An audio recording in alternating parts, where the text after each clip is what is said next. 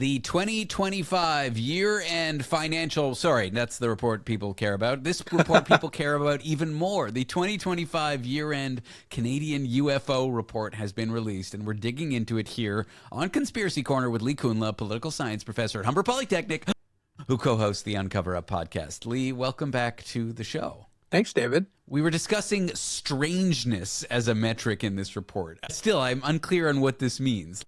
Is it just self-reported by the people that see it? They actually, so they have a metric where they break it down between 1 and 9, and there's a number of different things that go into it. It has to do to some extent with how many people are seeing it, how easily is it explained, but also issues of, is it like first encounter, second, third encounter? You have that Close Encounters of the Third Kind, the Spielberg film. This is like somebody has had a direct encounter with an alien as opposed to like what happened when I saw a UFO. I just saw something in the sky I couldn't explain. Right? So the mind would be considered much less strange than somebody else who's like, look at this physical evidence, look at these crop circles, look at whatever. And there's more factors than that go into it, but that gives you a sense. Reliability is also in there, which I find so interesting. They rate the reports by how reliable they are on a scale from 1 to 10. There are no entries that are 10 on the reliability scale, which seems honest to me, because how can you get 100% certainty there? Walk me through how we treat a sighting as reliable or not. Yeah, let me note up just about that there is no number 10 on it.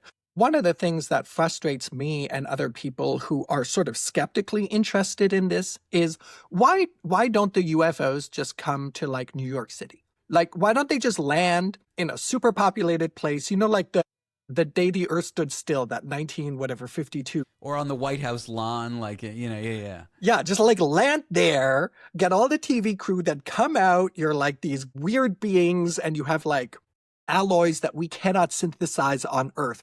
That would be a number 10, right? That's what we're all waiting for. And so the fact that we don't have that is really frustrating. And so we're always trying to like piece it together in terms of, well, were there lots of people who saw it? Was it something that we just have actually a straightforward explanation to? Were the people who saw it, you know, again, like your example of hippies in the forest, or were these sort of like, you know, people during the day kind of minding their own business? Were they themselves, are they into UFOs, or are they just civilians who are trying to mind their own business, you know? Yeah, because that can introduce a certain bias when you're like, I think the world exists in a way where UFOs are everywhere, therefore everything I see is a UFO. That would be an unreliable report. Yeah.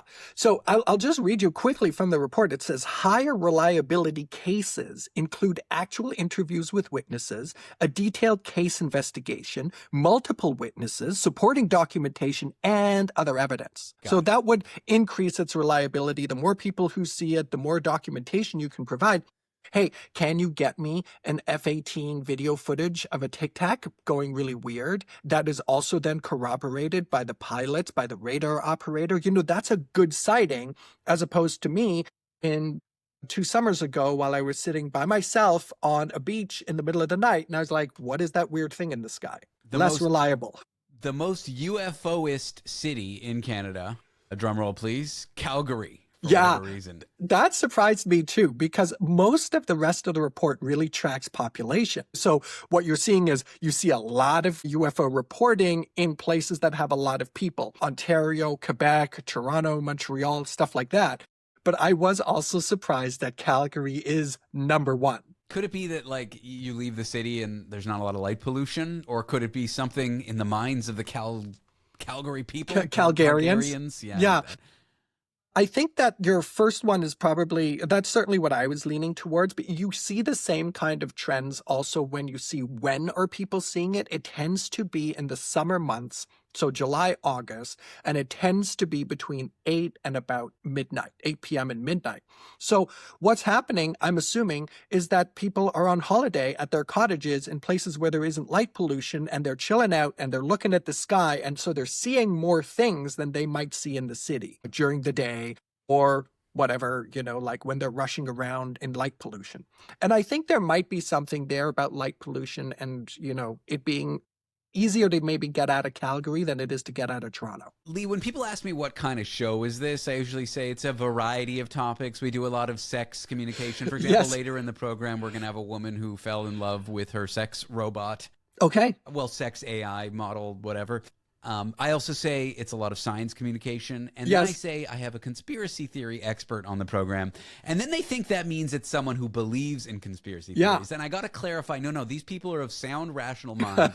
They spend their career analyzing conspiracies and conspiratorial thinking. Yeah. And these are some of the most rational people I know, you and your colleague, Oh, Nathan. that's nice of you to say. So when you told me at the commercial break that you've seen UFOs, I definitely was taken back by it because I'm very skeptical, and I know you're very skeptical. I would not describe you as someone prone to believing in conspiracy theories. You're probably one of the people I know who has the most armor against believing in them because you study them. You know what the pitfalls are. So you got to tell me about these sightings that you've Okay. had. Well, I mean, I would, yeah, okay. There was a couple. One of them, I know what it is now retrospectively. It happened many years ago, and I was trying to stargaze with my son, who was at that point, I think, 3 or 4 years old. So we get a tent. We put it out in this field that we were staying on a farm. And I'm lying there with him. He, of course, fell asleep because the problem with summer and stargazing is like the stars don't come out till like 10:30 or 11 at night.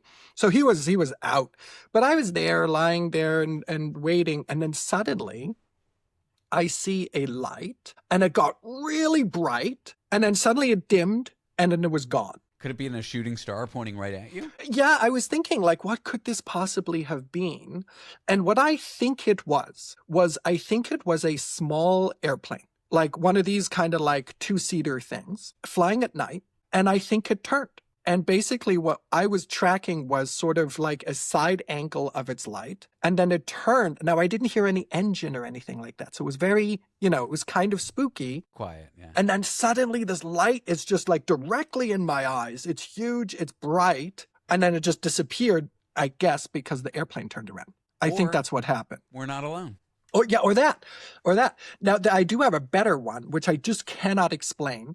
Very briefly, I was sitting on a beach 2 years ago, I think. It was in no light pollution. And I see what looks like a line etched into the sky, like a white line. And as it was forming, the tail of it wouldn't disappear. So it was not at all like a comet. It was super straight. And I was actually having like a slight argument with my wife who was trying to go to bed. I was like, you got to come out. You got to see this. And she's like, no, it can't be that interesting. Like, leave me alone. And we had like 30 seconds of discussion about this when she finally comes out and took a look and it was still there. Okay, so it wasn't like I'm prone to retinal detachment because of my bad vision, which means I could theoretically see streaks of light in my eyesight. It's never happened. Okay. So don't worry, I go to the eye doctor every now and again. But like, it wasn't just you. She saw it too, I guess is what She saw it too. And that's what that was important for me, was that like somebody else actually witnessed it so that we can both remember it together. And I'm not going to just spin out. And it be saved like, your marriage because you were in a huge fight over she wanted to go to bed. And now you guys have a great marriage. So UFOs saved Lee's marriage, according to me right now, not him. Exactly. But you are right to know. Look, the thing is, the U in UFO is unidentified. So as long as I don't know what it is, it's a UFO, but it doesn't mean it's aliens. Thanks for going over this newly released UFO report with me, Lee. It's always a joy having you on the show. And it's nice to cover aliens with someone who's not, not an alien. Yeah. Or a hippie in the woods with the hacky sack. You can listen to Lee Kuhnle's podcast. It's called the Uncover Up Conspiracy Cast. Lee's a political science professor at Humber Polytechnic. Lee, again, thank you. It's been a joy.